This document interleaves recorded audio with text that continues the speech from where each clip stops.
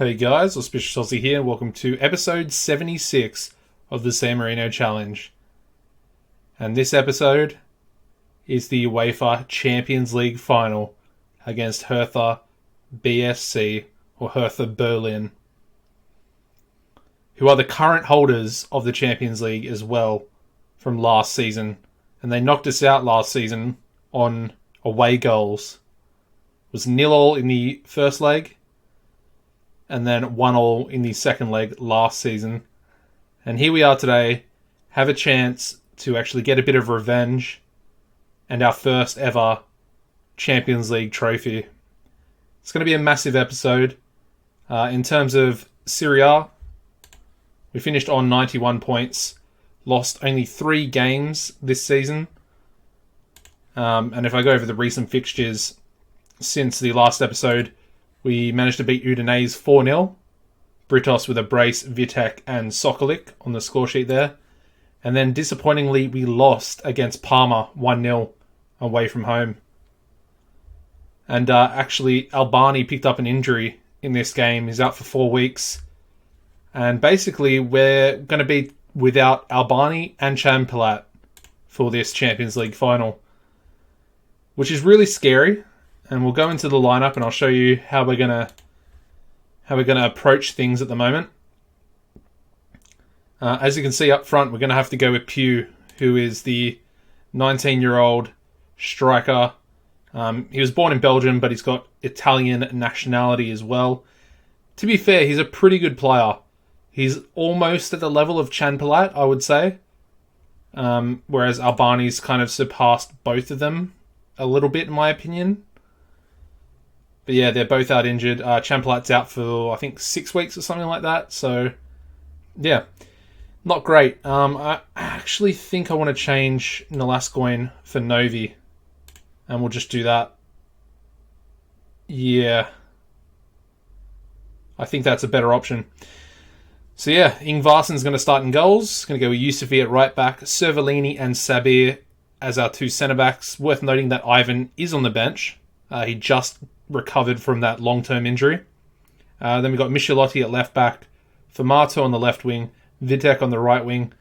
Novi will be the defensive midfielder, as we changed a second ago. And then Viviani and Britos will be our 2 centre mids.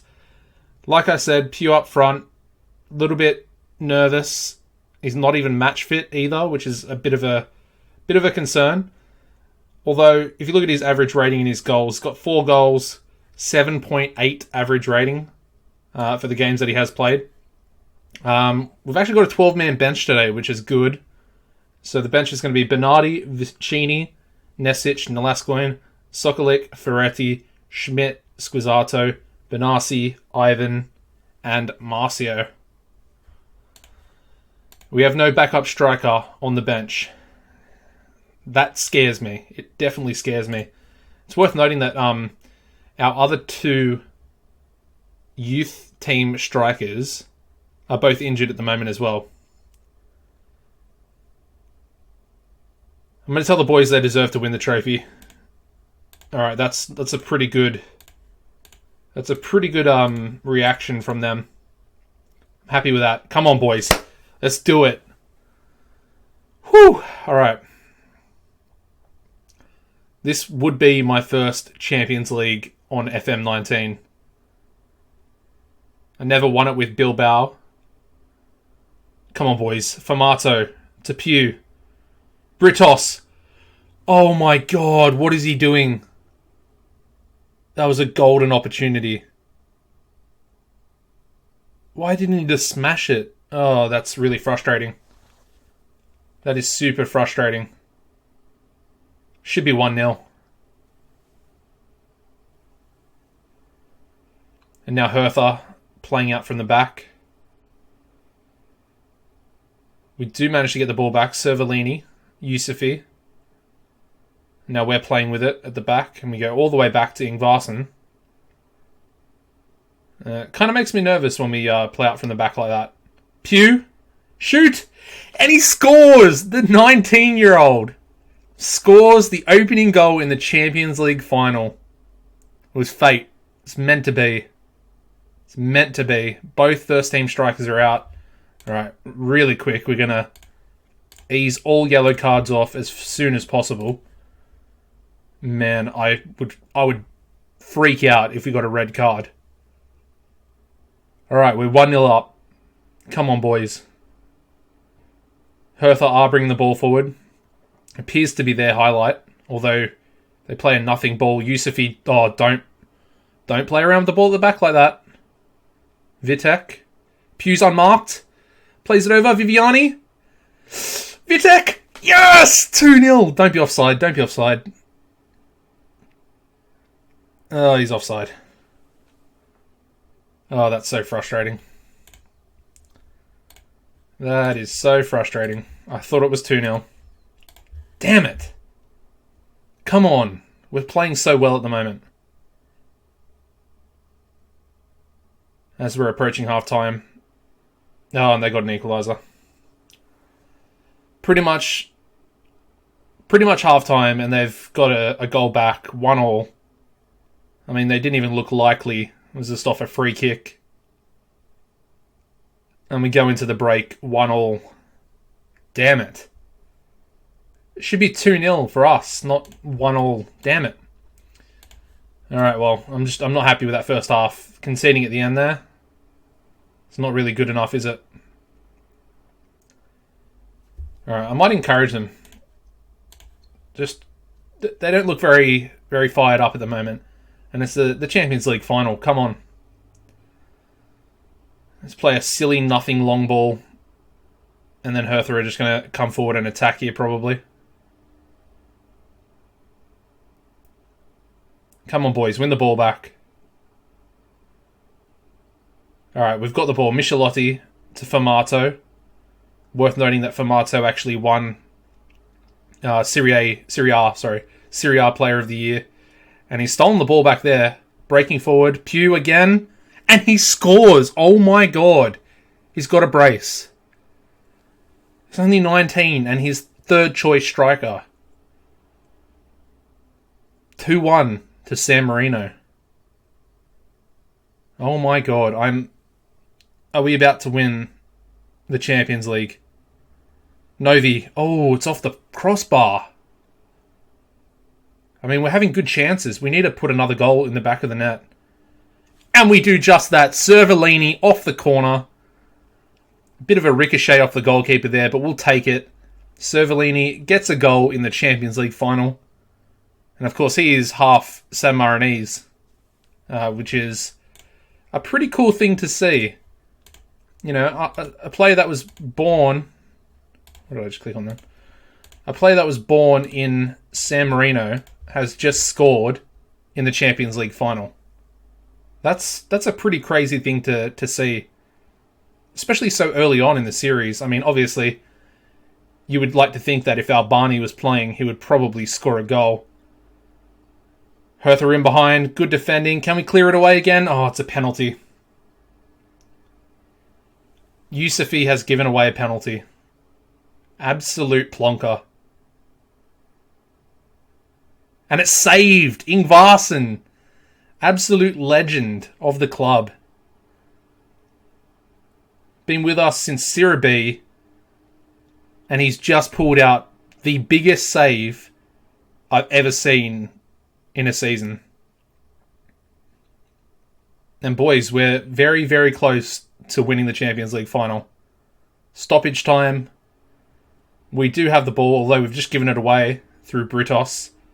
Novi to Yusufi. Still 2 minutes left of stoppage time. Formato out on this left wing. Cuts inside. Gets tackled. Has the ball still. And then we give it away. And Hertha are breaking forward. Although Sabir, the tank that he is, just absolutely smashes the attacker then. And wins the ball back. Although we've given it away again. And they've scored their second goal. Come on. This is what, a minute left. Oh, and they've got a highlight. Of course they do. There we go, boys. We've done it. We've won the Champions League final. San Marino Calcio are the champions of Europe. Oh, I cannot believe that. It was literally the goal. I mean, their defender, this guy, on a 4.7. I mean, yeah, it's pretty bad, pretty woeful. Absolute scenes in San Marino. The entire country would be going absolutely crazy. And there we go. We've been given 17 million. And there we go, guys. San Marino Calcio lift the Champions League. And then the fans are worshipping me, obviously. I've also been given 14.5 in TV revenue. And then another 10.9 for the coefficient ranking pool. So, good stuff there. We've also paid out 10 mil, so essentially you can negate the coefficient ranking pools. Biggest overachievers, San Marino Calcio. And we've won the entire competition. Oh, I'm so happy. I'm absolutely ecstatic. Oh, wow. Anyways, let's do a bit of a squad review. Bit of an end of season review. I mean, it's fitting that he's at the top of the list. Maurizio Pugh. I mean, he's a legend of the club now. Scored a brace. Scored 2 goals in the Champions League final as our third choice striker. It's the only game he's played in the Champions League. Oh my god. 1 appearance in the final, 2 goals, 8.8 rating. That is wicked. That is really cool. Yeah, so he's at the top in terms of average ratings. 4 starts, 4 sub-appearances, 6 goals, 1 assist for him. And, I mean, he'll go down in history for the series, that's for sure. And I'll probably keep him around at the club for, I guess, the rest of his career. I mean, he is half Italian, so it kind of fits in pretty nicely. Anyways, Formato was essentially the best player of the season. 7.62 average rating, and then 24 goals with 17 assists. That's a pretty decent return. And I mean, for a guy that we signed on a free transfer from Juventus, I mean, if you were Juventus, you would be absolutely kicking yourself letting a player of that quality go for nothing. I mean, we were essentially, it was our second season in Serie A, and we signed him. Crazy. Absolute crazy. Third player of the season is Willard Sabir, of course, the new signing. The highest ever transfer fee player to San Marino. 47.5 million. And he's gotten a 7.45 in 22 games. Also got four goals. Some pretty important goals in there as well. Behind him we have Yusufi on a 7.4. Obviously played a lot at right, or on the right wing. And then obviously once Antonio left, he played he played the rest of the season at right back as well. 47 starts, 14 goals, 10 assists for him as well. Good stuff. Then, interestingly enough, we have Cervellini, who is, of course, dual nationality Italian San Marinese. 7.38 average rating for him. 16 starts, 1 sub-appearance. Of course, the 2 goals, one of which just came in the final. And then he's also got 1 assist there as well. Then we have club captain Viviani, who's, getting on a bit now. But, still banging the goals in. 7.27 average rating for him in 43 starts with 11 goals and 11 assists. Pretty impressive. We then have Vitek, who's also on a 7.27. 7 goals, 12 assists in 25 starts with 6 sub-appearances there as well. Behind him we have Nesic, of course. Nesic is a bit of a weird one because Michelotti's Michelotti's essentially become the new starting left back, and then of course he can play right back as well. So Nesic has been given game time, and he's played pretty well. 31 starts with 10 sub-appearances for 2 goals, 3 assists with a 7.26 average rating, which is actually the same average rating for both Sokolic and Vicini. Sokolic actually scored 3 goals, the 17-year-old, in 7 starts and 5 sub-appearances. So it's a pretty decent return. He also started in the TIM Cup final against Juventus. So, he's done pretty well. He didn't play too well in that game, but, he's played a fairly decent role. Coming off the bench and starting every now and then. And then we have Michelotti with a 7.25 average rating in 37 starts and 7 sub-appearances. 5 goals, 2 assists for him. Behind him is Ivan, which is pretty crazy because Ivan's got 41 starts with 1 sub-appearance. And considering he was injured for at least, 2 or 3 months, he was out. Got 1 goal, 2 assists, and a 7.21 average rating for the season. Behind him is Novi with a 7 actually both Novi and Nolascoin, both of our defensive midfielders. They both got the same average rating over the season, 7.18. Novi had 2 goals, 8 assists, and Nolascoin had 3 goals and 1 assist. We then have Britos, who really, he's really started to perform for the club, which is awesome to see.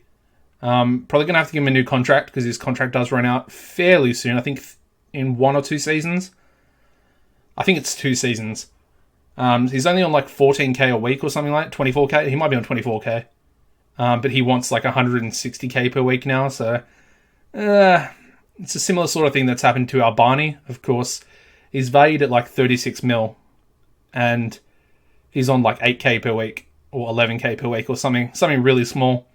And he also wants 150k per week now, which is, I'm just trying to save as much money as possible. But yeah, Britos, 9 goals, 6 assists, a 7.17 average rating.